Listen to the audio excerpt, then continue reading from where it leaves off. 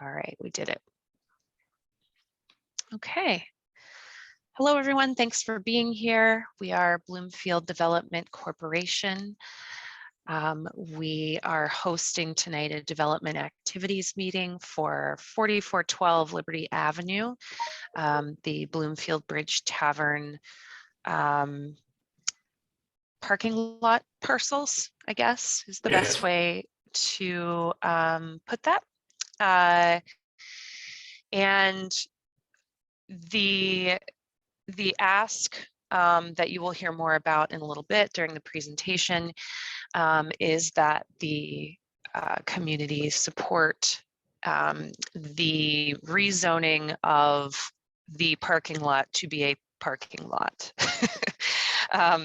There's a little more to it than that, but ultimately that the zoning, correct me if I'm wrong, was never kind of redone the way it kind of should be now, because we find this problem all over Bloomfield and probably all over the city, that things are not zoned what they've been used for anywhere from 30 to 80 years. So we are here tonight to discuss that and learn about how the owner, Steve, who's with us tonight, proposes to improve the parking lot as well. So quick logistical notes before we get in there. Please remain muted during the presentation that the development team is about to give. If you're not muted when you join on, Sam or I will mute you. Should introduce myself. Sorry, Christina Howell, Executive Director. And with me tonight is Sam Spearing, our Housing and Mobility Coordinator. Sam supports all of our development meetings or runs them himself, and I support them. We trade off. So he will be taking notes tonight. We do, in addition to the Facebook Live, we also do written notes that after the meeting, since you needed to register to join the meeting, we will send out, Sam, not we, Sam will send out directly to you. Usually takes a few days for us to kind of correct and edit our notes, as they're taken very quickly. Excuse me. If you have a neighbor who is not able to be here but would like to have their opinion known, please have them feel free to reach out to us via phone or email or on Facebook, Instagram. You can do that as well. We'll take any form of messaging, and we'll make sure that our information, contact information, is in the chat at the end of this meeting. So the agenda for tonight is the developers here will give owners/developers will give a presentation about their plans and what they want to do. And at that point, we would open the floor for questions and comments. We would like everyone to please raise your hand or drop your comment or question in the chat, just so we don't have people talking over each other. It gets real confusing in meetings of this size.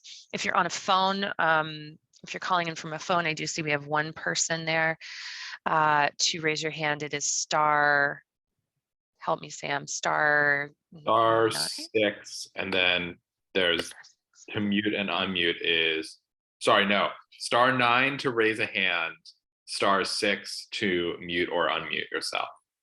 Okay, thank you. We'll reiterate that later when we get to the question portion of the meeting.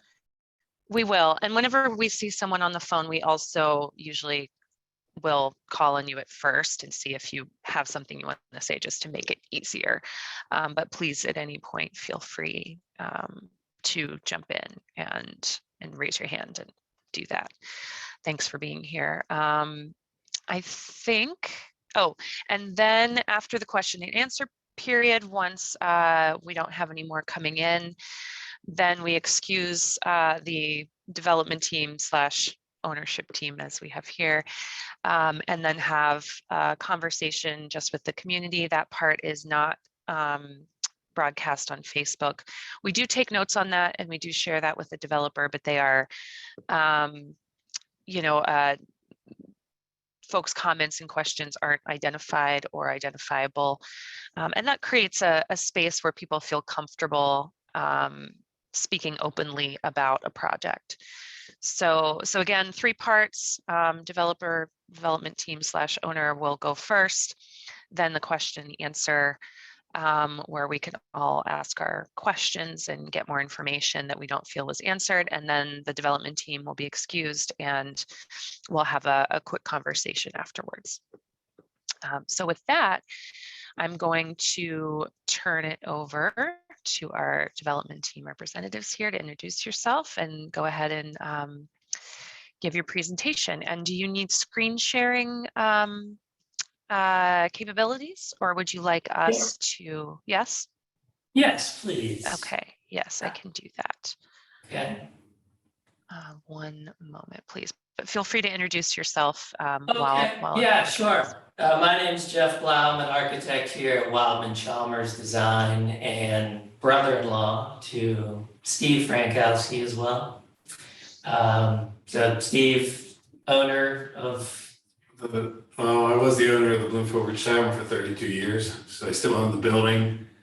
And I have tenants that live in the back and they need parking. And I don't want them to have to park on the street, so that's what we're going to use it for now. No more pierogies or beers, sorry. Jeff, oh yeah, I do. You can't hear me. You should have full sharing privileges now. I made you a co-host, so you can do that.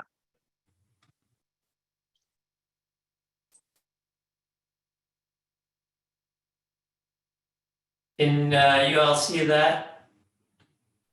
Yes. Okay. All right. So just taking it back up to the top here. So I'm sure most everyone's familiar with the site along Liberty as you hit Bloomfield Bridge, thus the name of Bloomfield Bridge Tavern. The tavern is this block here, and then the adjacent lots are the parking that served the business for 32 years. 32 years. Well, sorry, I don't want to get technical. The first few years we didn't have parking. Didn't have parking, right. So the original building here, business with apartments, they acquired the adjacent lot here, I think in the 90s. Yes. And then received the occupancy for the 5 parking spots that were originally here. Added the deck around that time. When the smoking ban went into effect. Yeah, so this went through zoning and received certificate of occupancy. Eventually, they acquired this property here, which I think was a city parklet, technically.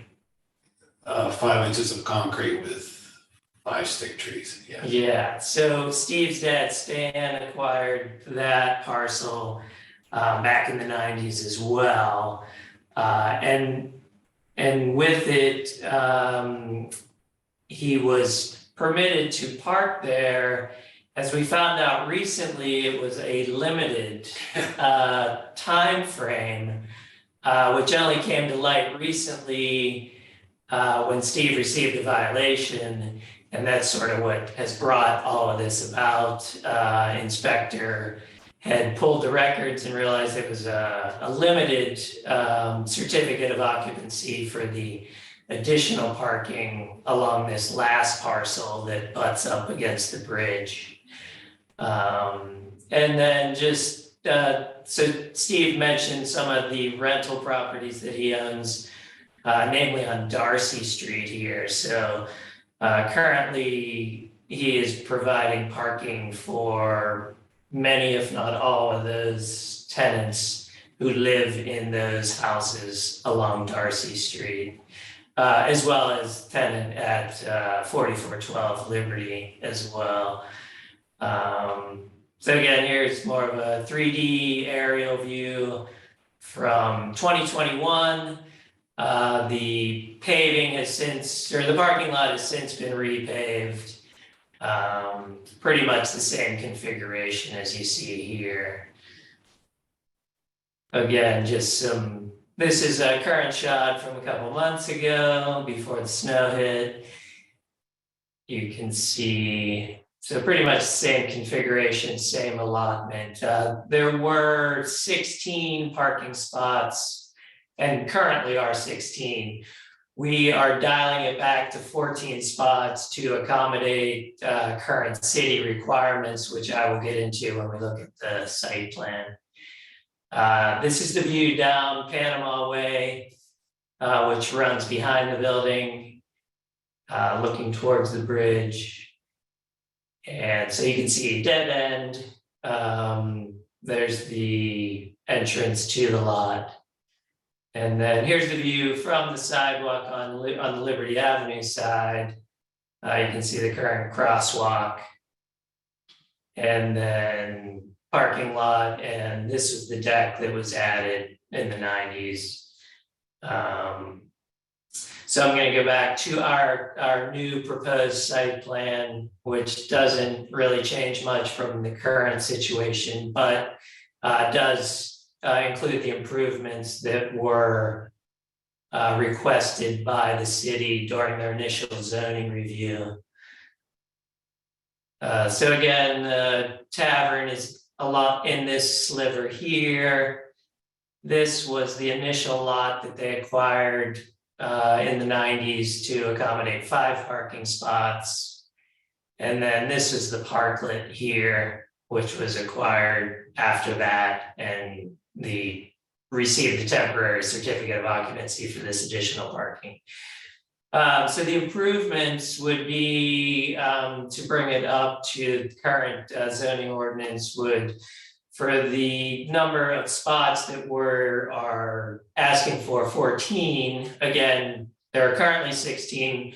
We're downgrading it to 14 to accommodate an accessible spot here, the accessible aisle here, and the additional landscaping elements that are required. So here we have about 200 square feet of landscaping bed here, and we're required to have landscape trees and street trees as part of this redevelopment.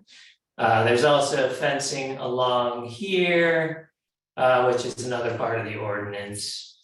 And then at the front, an additional 100 square feet of landscaping bed here with street tree and the required bike parking, which will be located there as well.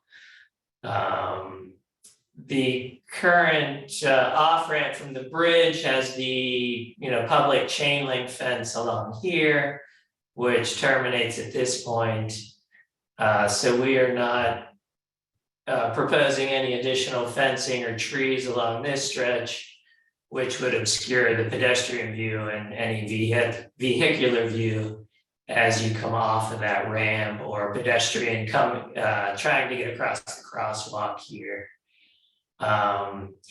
So as you can see, the other part we had to apply after the fact for the curb cut that's been there since the 90s as well. So that application is into DOMI currently, just retroactively asking for permission for the existing access off of Panama Way. So that's our proposed improvements, again, maintaining most of what's there and adding the additional requirements that are currently asked upon us per the Pittsburgh zoning ordinance. Just to flip through here, just looking at the LMC, Bloomfield LMC, identifying some of the other parking in the area. Number 1 here is the West Penn lot. I think it's called the McKean lot. 2 is the former Lumberdozy lot that's actually behind the Union Tavern. 3 is the Pittsburgh Parking Authority lot that sits behind former St. Joe's there, I believe? Or former St. Joe's. And then 4 and 5 are, I believe, public lots, Pearl and Friendship, and then this is along Cedarville. 6 is the lot directly across the street that everyone I'm sure is familiar with. And 7 is not in the LNC, but another public parking lot, which I have some additional photographs here. So just showing, this is the West Penn lot here. Chain link fence, which is no longer permitted, is my understanding. No landscaping here. This is the former Lumberdozzi's lot. Again, in the LNC, no landscaping, chain link fence. Questionable maintenance along there. This is the public parking authority lot, again, questionable landscaping, no fencing. Cinder gravel lot there.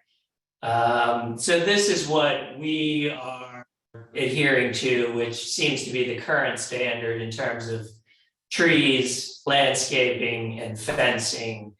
Minimum 42-inch high fencing. And then the required amount of street trees and landscaping trees. Another example, this is the Pearl Friendship lot here.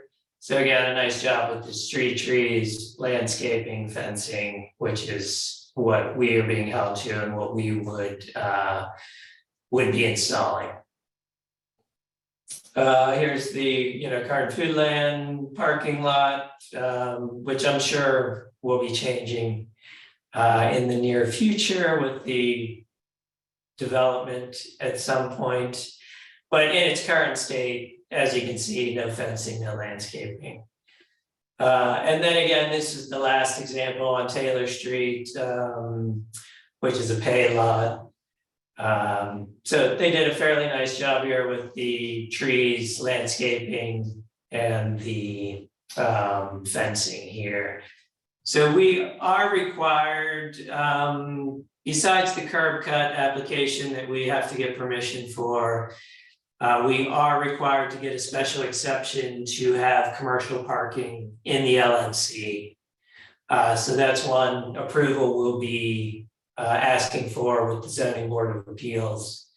The other would be that I believe technically we're required to be, there's required to be a 10-foot setback from the right of way to the parking. So this just sort of demonstrates a similar situation where they're within that 10-foot setback from Orville Way. Ours would be similar in that the parking would be within that 10 feet of Panama Way in our instance. So that kind of wraps up the presentation.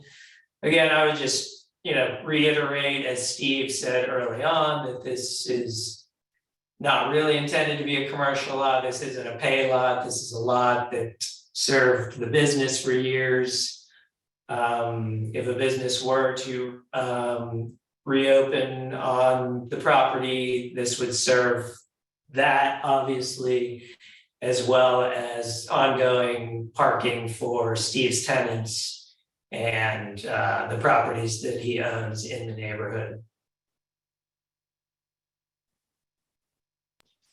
So I can open it up to any questions, or if anyone needs any additional clarification or has any questions for me or Steve.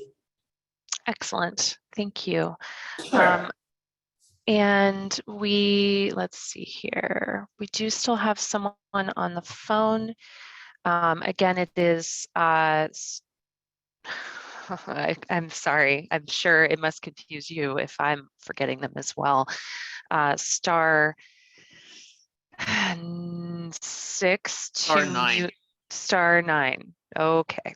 So thank you. Star 9 to mute and unmute, and star 6 to raise your hand. But I want to open the floor. It's the other way around. Star 9 to raise your hand, star 6 to mute and unmute. Thanks, Phil. I appreciate you. That's our city planner, Phil, who is on it. Okay, so opening to questions, comments, thoughts. Does anyone have anything you would like to ask or share at this time? Feel free to raise your hand, drop it in the chat, and we'll read it.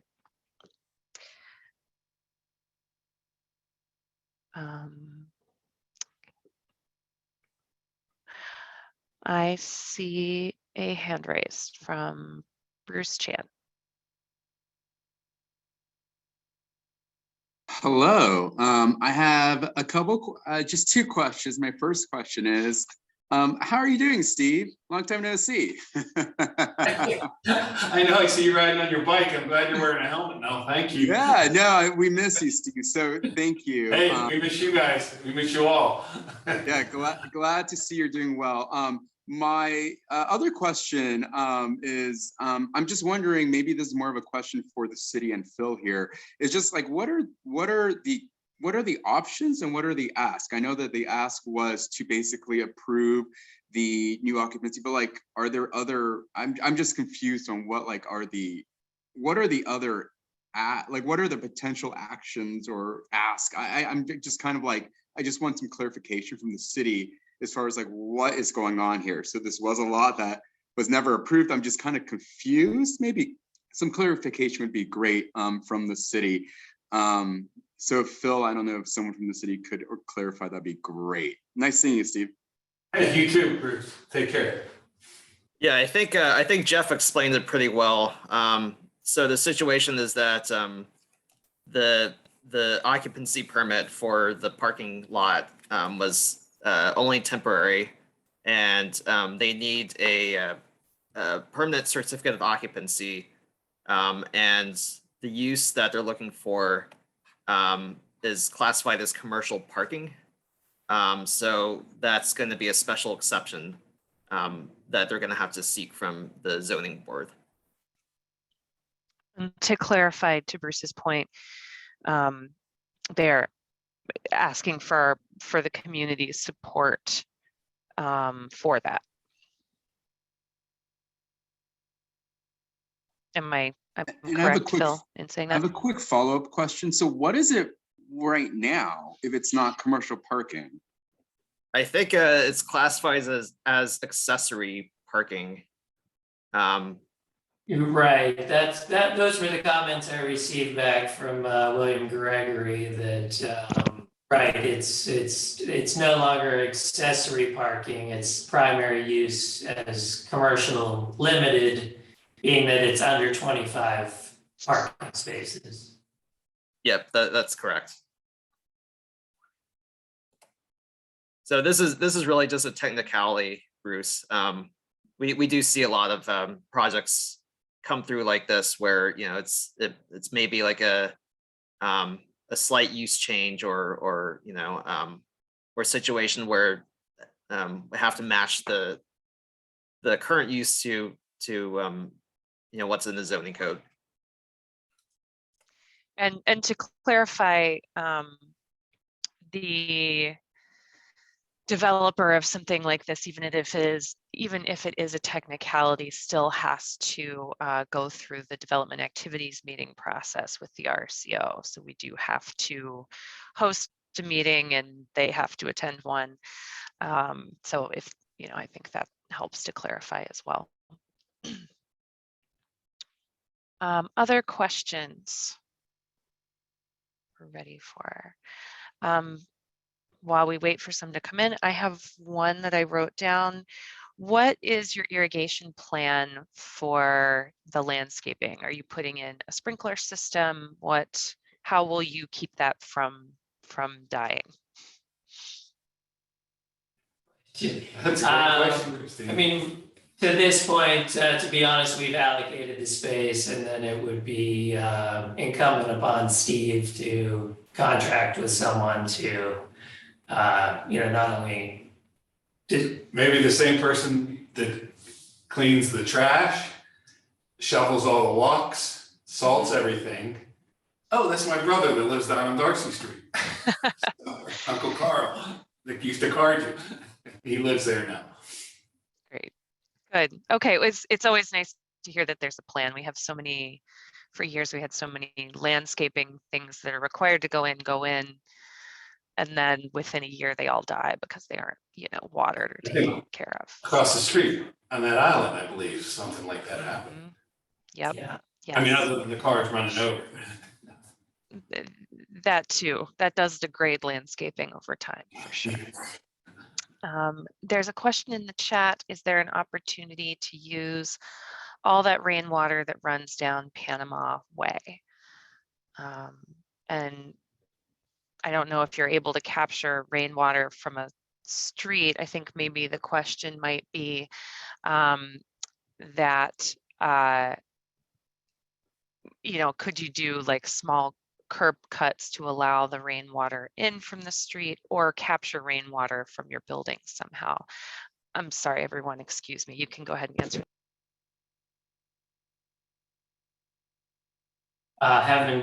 We haven't explored any of those design elements at this point. Would you consider exploring those design elements? Certainly, yeah. Certainly, I think Steve's open to anything that is gonna. Steve's been in the neighborhood for Almost 40 years. so he's I've been planning. recycling before recycling was law. Yeah, And I still do it. I uh, still do it even though it's getting thrown in the trash, but I still feel better to recycle. Mhm. Yeah. And maybe some of the improvements you've made to some of your rental properties, just in terms of the roofing and the improved energy efficiency. So Mhm. certainly within reason to explore that. Yeah, it also saves money too, just on the water bill, as we all know, they have gone up this year too. Believe me, everybody tells me about it.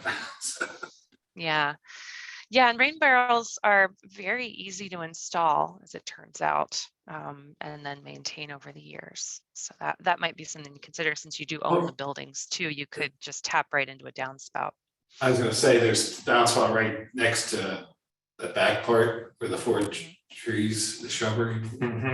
Yeah. There is a one there. I could put a rain barrel right next to that on the inside of the parking lot near the parking. If that would be appropriate for the zoning. Because I want to do everything by the. Yeah, I can't see why it wouldn't be, but maybe Phil knows the answer to that, or maybe zoning can give you that answer. But I've seen some of those big barrels, Mhm. residential, and then they have it tied in their duct, and then it comes out, and they got a little faucet on it. Yep. Oh, love that. Yeah, that'll keep them busy. It also saves the hassle of having to hook up a hose and drag it. Exactly. Yep. There's another question in. Will you be keeping the Polish coats Crests mural along the parking lot wall? Absolutely. There's no way that's going unless the city makes me. Actually, I want to have it restored. I've had it restored twice since my father passed away. But I had to spend the money on having repaved, so all the funds went for that and going through this procedure too. Mhm. But when we get some more money, we're gonna have those restored. I had Seth Clark, he was a local artist who lives in Lawrenceville, did it for me. I have to It's keep really those nice. in honor of my father, Stanley. That's great. Good. I think everyone will be happy to hear that. That's on the call. Any other questions or comments? Given it a minute. Oh, there's one. You can, or do I need to unmute you? It's Oh, me. you're Sam. I see. Yeah, I can unmute myself. This is probably more of a question for Phil as our neighborhood planner, but I'm kind of curious what all the limited commercial parking use allows or doesn't allow. I guess thinking about, outside of the scope of what the intended use here is, are there things that could happen down the line if someone else were to purchase the property that we should be aware of? the certificate of occupancy will outline what it's allowed to be used as. So in the future, if someone comes in, with a business where they want to use that parking, they would still be able to be on that certificate of occupancy. So that, if it is classified that way on the occupancy permit, it's able to remain that way in the future. And if it's going to be something else that's not commercial parking, they will have to get a new occupancy permit. Does that kind of answer your question? I think a little bit. I guess I'm just thinking like, this is intended specifically for tenants nearby, but if in the future someone bought the lot and they wanted to, use it to charge an hourly rate for people going to Trace Brewing and Tina's and Brillo Box, would that fall within the current use, or would that be something else and not be allowed? It really depends on the language of the occupancy permit, actually. So, if one request that you would want to make is that, the parking is limited only to, such and such, like tenants or to the neighboring business or whatever. So that's something that could be asked of the zoning board, for example. Okay. But commercial parking definition is pretty broad, so just the use itself is not it's not, it doesn't really it's not a really restrictive type of use just by its definition. Great, thank you, Phil. Give it a minute for other questions or comments. Anyone? Not seeing much.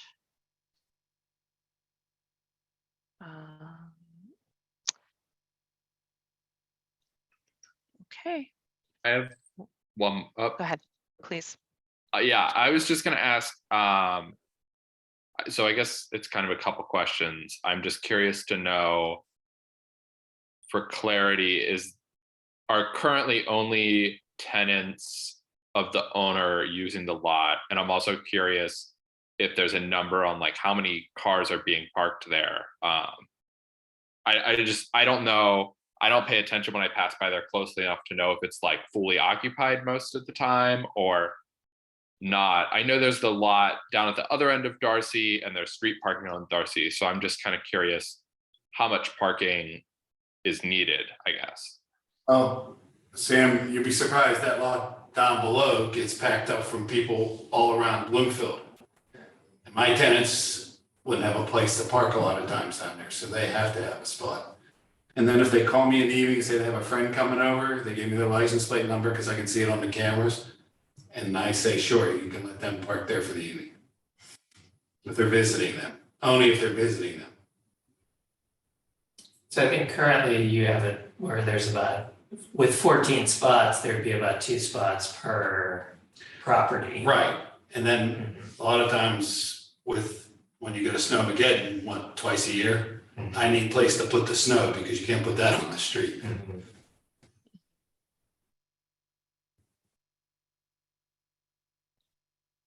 So you, just to clarify, you have 7 units of housing that that the Well, occupants my would be brother parking. has 2, I have the other ones. Okay, but so there are 7 total units that will be parking there. Is that correct? 6, 7, 8, 9, 10. I have actually 10 units. 10, okay. And it seems like everybody even has a car too. Mhm. Okay, great. Sam, did you have another question? I know you said you had a couple. Well, I didn't have one before, but I am kind of curious. I know it's required by the city code to provide the accessible parking space, and I think that's good and important, but I'm kind of curious, probably more of a question for Phil, is there anything controlling the actual usage of that accessible parking spot? If there's not, in this case, it's being used by specific people, there might not be a need for it. I'm just kind of curious, like, does the city do anything to monitor that? I don't really know. I'm not well versed in like the details of how parking lots are supposed to be laid out, and are you asking about why there needs to be in this accessible spot, or? Not necessarily. I guess I'm just thinking, like, in this case, it's possibly not going to be used all of the time. And I'm wondering if that's common and if that means that we're building lots and we're putting these spots in. And I think they should be there, but I'm just curious, like, I guess I don't really know what my question is now that I think about it. I'm just kind of curious about like how those spots get included, and if I've never seen anybody get in trouble for parking in them without a placard. So I don't know. Just thinking about it. I don't know how that's enforced for private parking lots. That's a good question, and I've thought about how that's how if you go to like the supermarket or whatever, how they enforce that, but I really don't know. The owner calls the cops.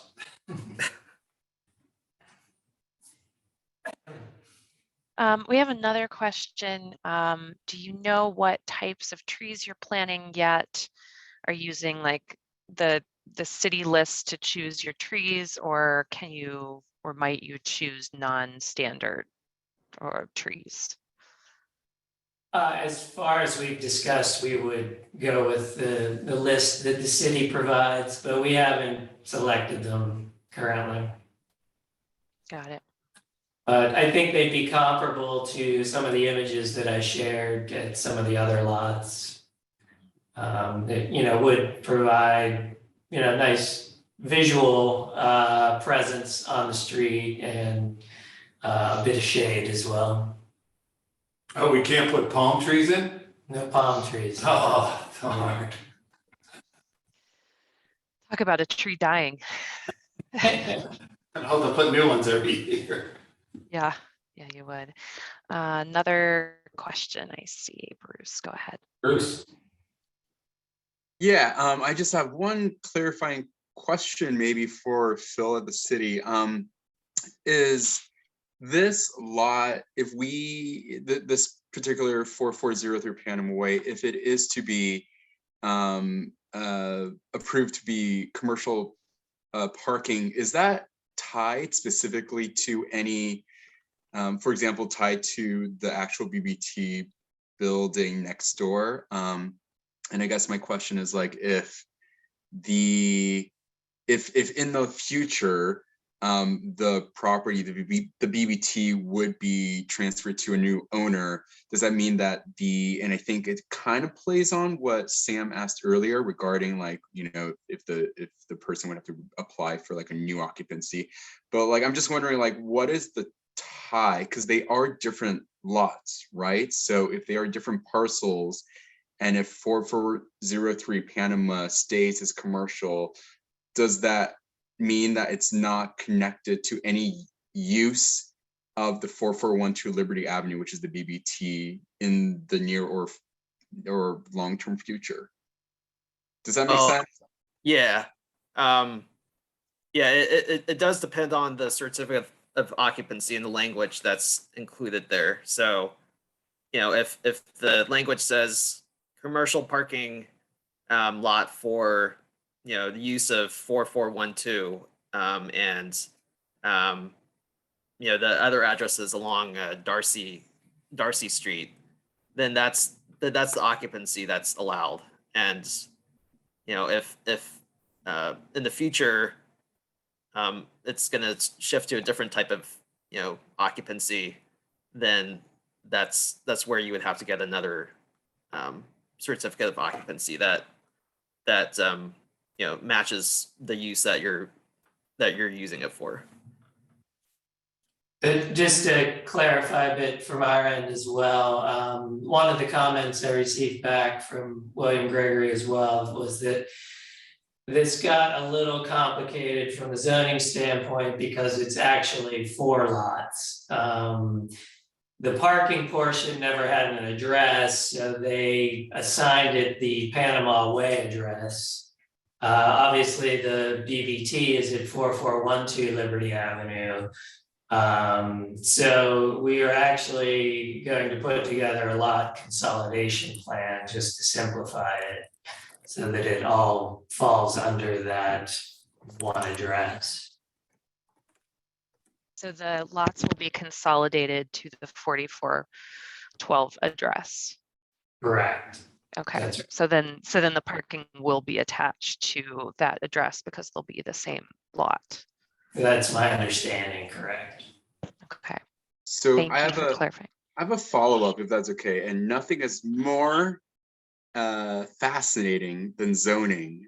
As we all know, it's so much fun. It brings all the crowds into these meetings.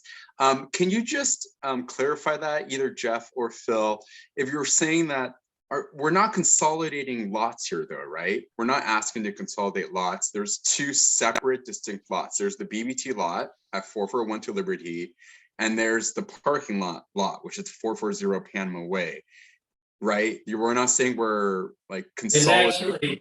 There's 4 parcels. So these are the parcel numbers I here. see. So it would be a consolidation of those parcels. Because originally Steve and his dad owned this parcel, which was the tavern. They acquired this parcel, which provided them the initial parking.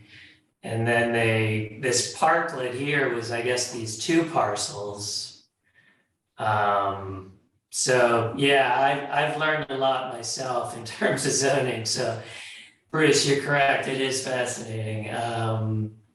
So the idea in the consolidation would be of those 4 parcels.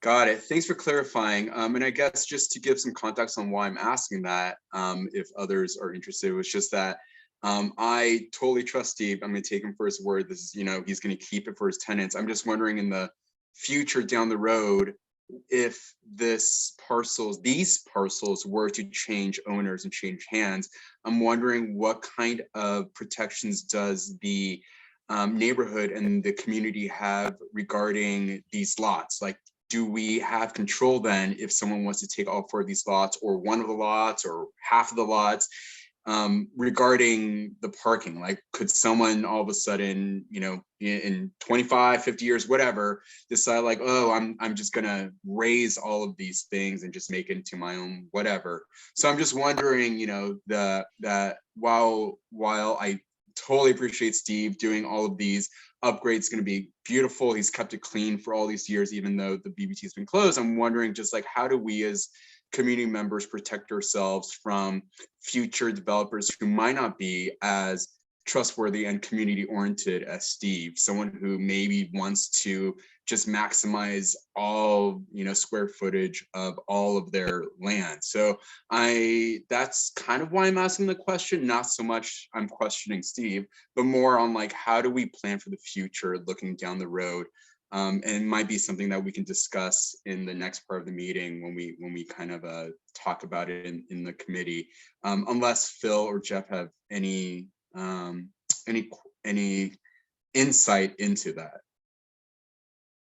I have limited knowledge on zoning. I'm more on the architecture side, but learning as I go. With the LNC, it seems like there's a lot in place to protect, the business district and the diversity there. And then I would have to think, with this being such a unique parcel butting up to the bridge, that there's got to be some real restrictions on what you could build there. in terms of safety and visibility against the bridge there. So yeah, I would think based on those two alone, and I'm sure there's other aspects that Phil might be aware of that would allow for that community input and, you know, would not allow someone just to come in there and do whatever they would want to do. Yeah, Bruce. So, what kind of, I guess, hypothetically, what kind of uses are you envisioning might be something that we would want to look at protecting against? That's a great question. I don't know, but I guess that's why I'm asking, because I think many of us are always surprised by what developers come up with. So I don't want to like say what I'm worried against. It's more like what could they get around with? For example, what if they wanted to, you know, get rid of the 4412 Liberty Avenue building, any future owners, and demolish it and just make the whole thing, all 4 parcels, a parking lot, you know? So I'm just like trying to understand, you know, what we do today, which I think is very reasonable, and what Jeff and Steve is proposing. Like, it seems very reasonable, and it's going to be a, you know, much better improved than it is now. What are we setting us up for in Bloomfield for the future, right? If we were to do this. So I don't have any specific scenarios in my mind, which is why I'm kind of raising the question, because I don't know.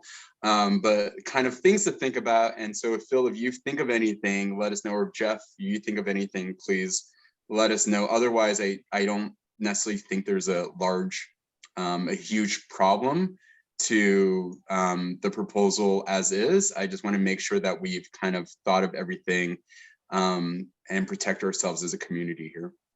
Yeah, I would just say, you know, make the language in the certificate of occupancy as specific as to this use as, you know, as possible. So, you know, specify the number of parking spaces, and you know, you might even be able to say that there's a building on the property. I'm not exactly sure how that works, but yeah, just you know, make it so that if there's going to be modifications in the future, that another occupancy permit will have to be you know, filed for.